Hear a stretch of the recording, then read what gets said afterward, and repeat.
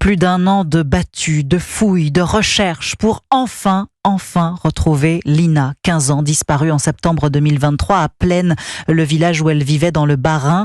Sa dépouille a été découverte à 500 km de là, dans un cours d'eau de la Nièvre. Pour la trouver, les enquêteurs ont suivi le GPS de Samuel Gonin, son meurtrier présumé, dont la voiture avait fait un arrêt à cet endroit. Guillaume Dominguez, que sait-on de cet homme ?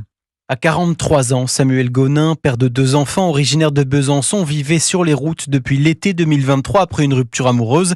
Cet ancien enseignant en menuiserie avait quitté son emploi dans la foulée, toxicomane. Il faisait la manche pour pouvoir s'acheter de la cocaïne et du cannabis. Le 23 septembre 2023, le jour de la disparition de l'adolescente, Samuel Gonin est à Plaine, dans le village natal de Lina, au volant d'une Ford Puma volée. C'est grâce à cette voiture dans laquelle sera retrouvé l'ADN et les affaires de la jeune fille que la police a pu retracer son parcours.